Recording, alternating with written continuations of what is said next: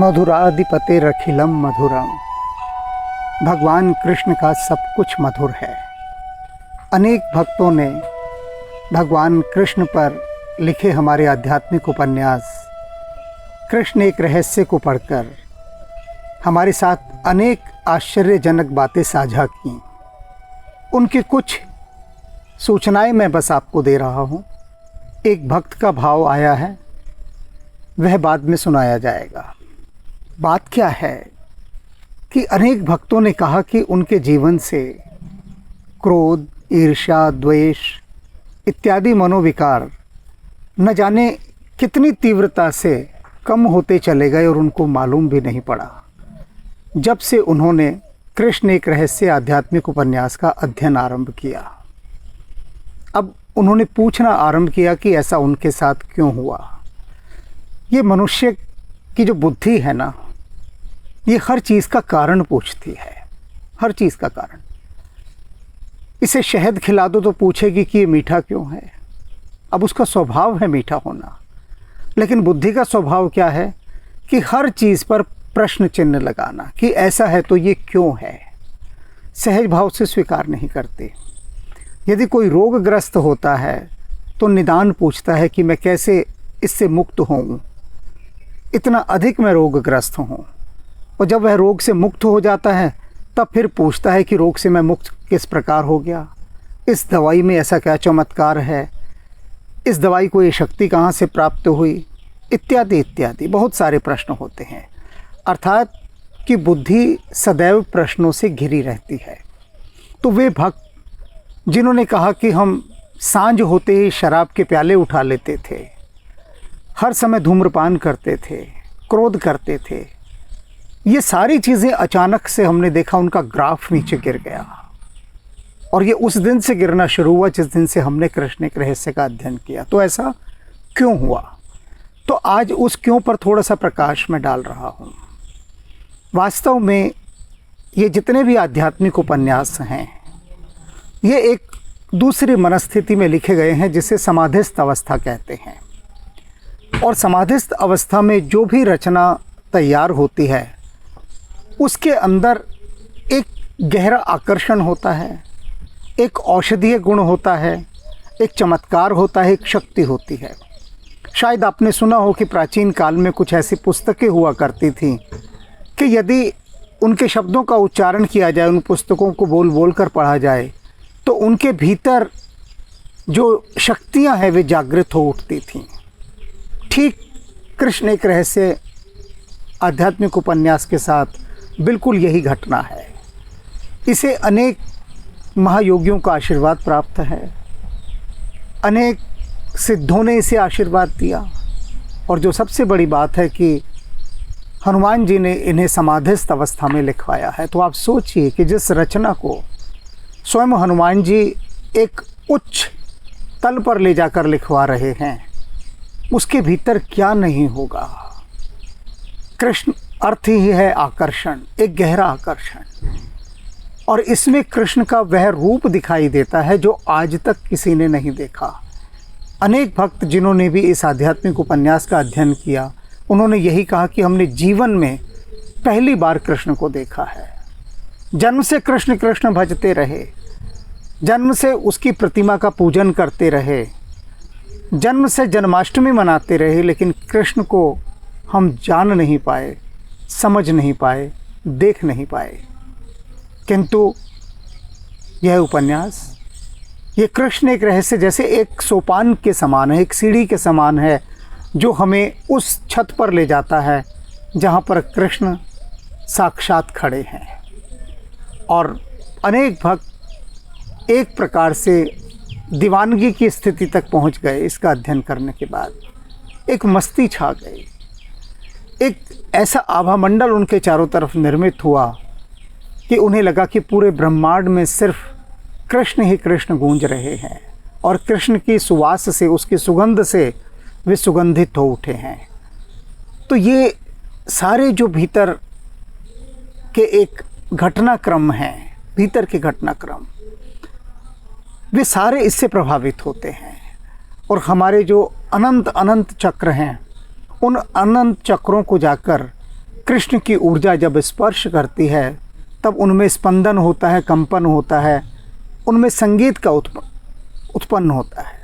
जैसे कि वीणा के तार, कोई जाकर उन्हें झंझना दे, बिल्कुल यही हमारी हृदय रूपी वीणा के तारों को कृष्ण का एक हल्का सा स्पर्श आकर स्पंदित कर देता है, और उसके स्पंदन से जो अनुरणन की ध्वनि उत्पन्न होती है, जो गूंज उत्पन्न होती है, जो पूरा हमारा शरीर का जो क्षेत्र है वो जो उस गूंज से गूंजता है, बस उसके बाद ही भीतर कुछ ऐसा घटने लगता है जो आज से पहले कभी ना घटा हो। तो अब हम एक भक्त के भाव सुनेंगे जो अभी आए हैं कुछ दिन पहले ही। तो ये जो भाव है, ये भाव उसके हृदय की गहराइयों से निकले हैं, उसके अपने अनुभवजन्य भाव हैं। और वे भक्त जो चाहते हैं कि कृष्ण की ऊर्जा को अपने भीतर अनुभव करें, तो उनको कृष्ण एक रहस्य की इस सीढ़ी पर चढ़ना ही होगा, तब जाकर वे एक नए लोक में प्रवेश करेंगे। तो सबसे पहले हम इन भक्त के भावों में डूबने का प्रयास करते हैं, आनंदित होने का, एक सुख जो भीतर का है, जो हमारी आत्मा को चाहिए, उस सुख को पाते हैं पहले। धनगुरु रामदास। ईशान जी, आपके श्री कमल चरणों में मेरा कोटि कोटि प्रणाम। मेरा नाम महेश सतपाल है। मैं मुंबई से सटे जिले थाने का निवासी हूँ। पिछले कुछ महीनों से मैं आपकी आध्यात्मिक उपन्यास कृष्ण एक रहस्य पढ़ रहा हूँ। अब तक मैं 9 अध्याय पूरी तरह से पढ़ चुका हूँ और 10वां अध्याय इस वक्त मैं पढ़ रहा हूँ। यह उपन्यास पढ़ते समय कुछ मेरे अनुभव रहे हैं और कुछ मेरे जीवन में बदलाव आया है, वही मैं अभी आपसे साझा करता हूँ।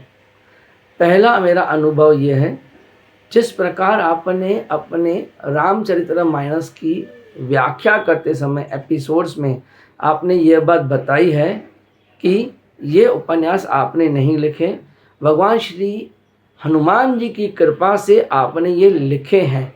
उन्होंने आपसे लिखवाए हैं और आपने केवल लिखे हैं।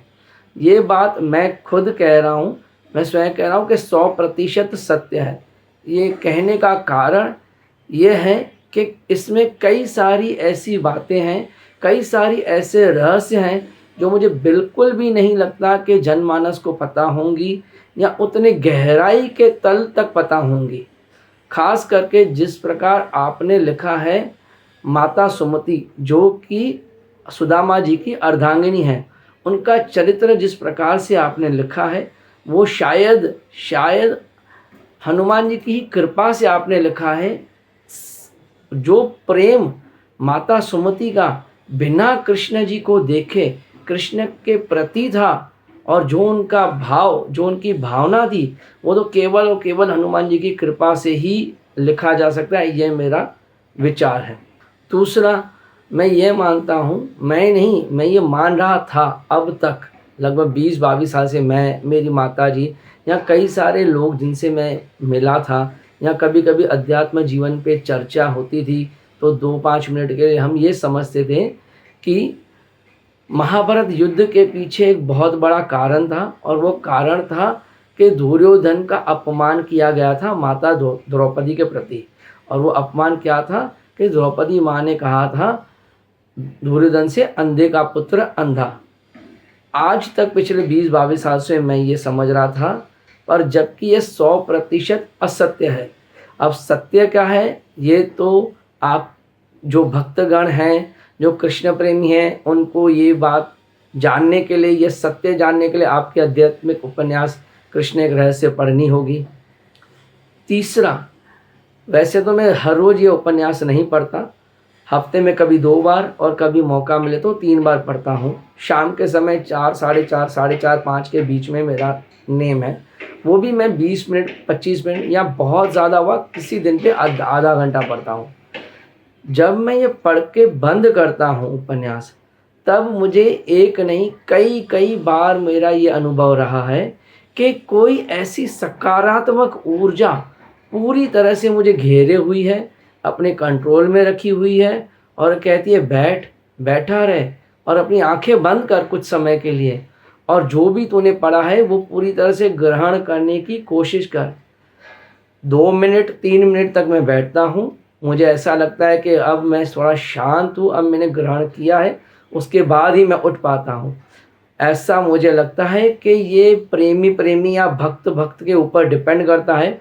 हो सकता है कोई ऐसे भी भक्त हों जो आपके ये आध्यात्मिक उपन्यास पढ़ने के बाद आधे घंटे तक या 1 घंटे तक समाधि में चले जा सकते हों, पर मेरी लिमिट 2 मिनट 3 मिनट या कभी बहुत ज़्यादा रही तो 5 मिनट तक। ऐसा मुझे हमेशा लगता है कि 5 मिनट तक 3 मिनट तक कि कोई ना कोई पॉजिटिव एनर्जी मुझे घेरे हुई है, कोई ना कोई सकारात्मक ऊर्जा जो मुझे कह रही है कि पूरी तरह से ग्रहण कर ले।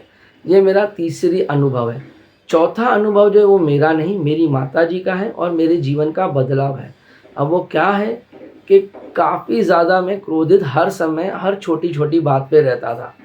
कुछ समय पहले मेरी माताजी ने मुझसे ये बात कही कि अब भगवान श्री राम कृष्ण जी की कृपा से कुछ तुझ में क्रोध कम हुआ है। अब ये कुछ कम कितना हुआ है वो तो मैं नहीं जानता, 5% हुआ है, 10% हुआ है या 25% हुआ है या 1% हुआ है, वो तो उस सवाल का जवाब तो केवल मेरी माताजी या हनुमान जी को पता है।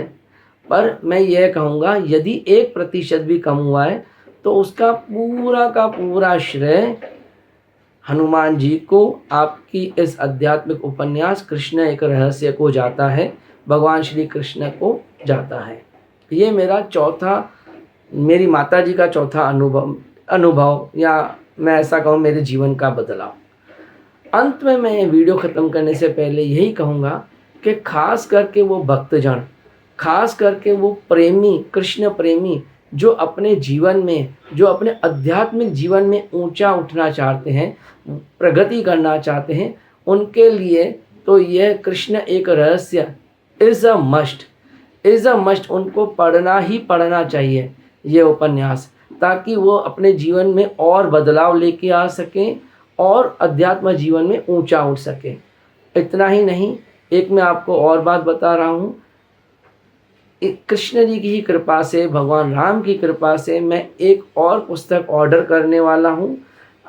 हो सकता है कल परसों में मैं ऑर्डर कर दूँ। यह पुस्तक, यह आध्यात्मिक उपन्यास कृष्ण एक रहस्य मैं अपने ही एक क्लाइंट को भेंट करने वाला हूँ जो स्वयं एक कृष्ण प्रेमी है, जो राम प्रेमी है, क्योंकि उनका भी यही नेम है कि वो शाम को अपने पिताजी के साथ बैठ के कभी रामायण कभी श्रीमद् भागवतम पढ़ते हैं आधे घंटे 1 घंटे के लिए। तो मैं खुद उनको ये भेंट करने वाला हूँ ताकि उनको भी ये वही आनंद मिले जो मुझे मिला है और आपके कई सारे भक्तों को मिला है। यहीं पे मैं अपना वीडियो समाप्त करता हूँ। धन्यवाद। जय श्री राम, जय बजरंग बली।